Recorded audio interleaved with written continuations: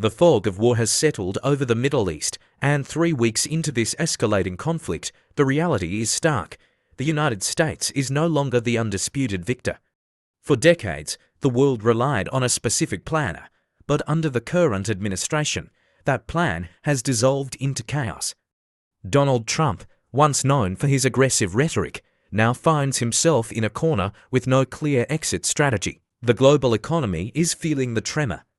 Oil has breached the $100 mark, and experts warn of a surge to $150 if the maritime heart of the world, the Strait of Hormuz, remains a kill box. While the US expected its allies to fall in line and clear the waters, those allies have pulled back, leaving Washington to deal with the mess it helped create. On the ground, the humanitarian cost is staggering. The Greater Israel Project continues unabated, indifferent to the shifting winds in Washington. In Lebanon, over 1 million souls have been uprooted, their homes reduced to rubble in a hunt for Hezbollah. The echoes of Gaza are repeating themselves, with reports of white phosphorus lighting up the sky, and Iran, despite facing relentless aerial bombardment of its capital, shows no signs of blinking. Instead of retreating, Tehran has played its most dangerous card, mining the deep waters of the Gulf. Now, any vessel wishing to pass must essentially ask for Iranian permission, or risk being claimed by the sea. There's a new term circulating in political circles. It's an evolution from his previous reputation of chickening out. This time, the miscalculation is fundamental. In a bizarre twist, the former president has started praising the intellect and high IQ of the very Iranian leaders he is supposed to be neutralizing. This stems from a psychological obsession with raw power.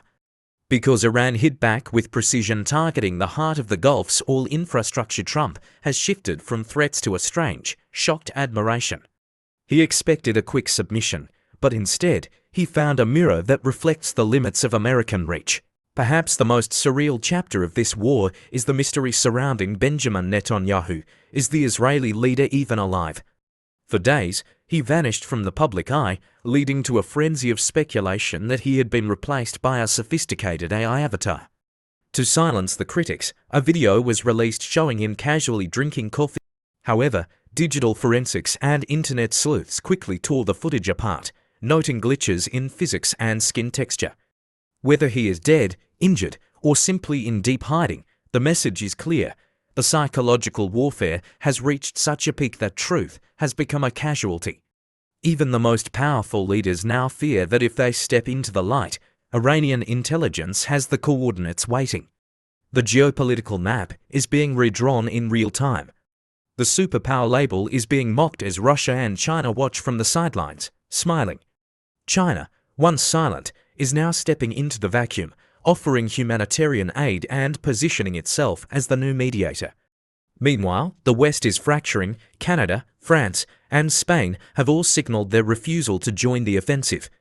Even the UK, the most loyal of allies, has balked at sending its fleet into the fire. The US finds its aircraft carriers pushed back nearly 1,000 kilometers to avoid Iranian drone swarms. As the dollar fluctuates and the green zone in Baghdad burns, the world is witnessing more than just a war. It is witnessing the potential sunset of an empire that thought it was untouchable. As the dust settles over the scorched landscapes of the Middle East and the digital facades of its leaders, one truth remains.